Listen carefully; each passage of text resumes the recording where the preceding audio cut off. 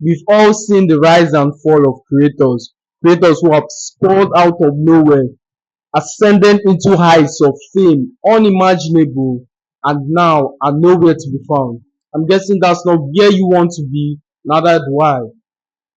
So today, I'm going to share with you how to avoid being put in this position. You don't want to be the guy who faded or who rose into heights of fame unimaginable, faded into obscurity, now is forced to sell out. You see, when people say he sold out and they are trying to vilify the fact that he sold out, and I'm not praising it, I'm not endorsing any creator out there to sell out. What I'm saying is this: as you grow older, you do not see good or bad, you only see circumstances.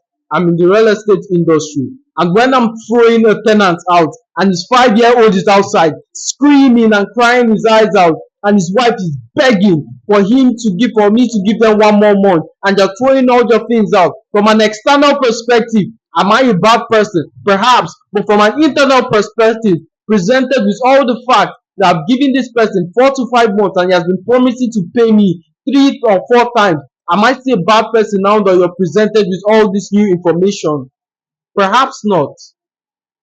So there are only circumstances. When these creators sell out, perhaps some of them, I would say, is out of lust and greed for more. The other end of the spectrum, I would say, is out of necessity. So if you just got monetized, I'm going to share with you how not to end up in that position, how not to be forced to sell out or sell out of greed, because either ways you are gone. Majority of these influencers, when they get monetized, when you get to your first 40K, when you hit your first 50K, that money is supposed to be used to buy your freedom, not give it to Gucci, not buy a new car. What you people don't understand is when you take this money and buy luxuries, hoping to ramp up your lifestyle in order to attract more followers, by extension getting more money from whatever platform or endeavor you are involved in.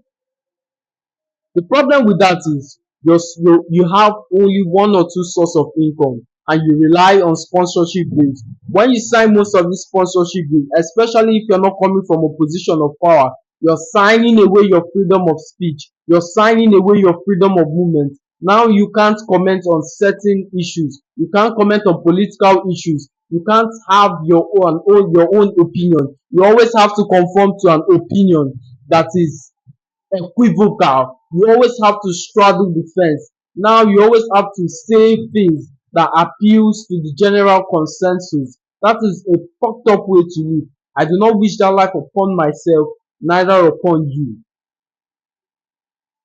The first thing I did when I got monetized is I went off grid. I started establishing assets such that they are producing income, and over the time they compound my wealth as opposed to dilute it.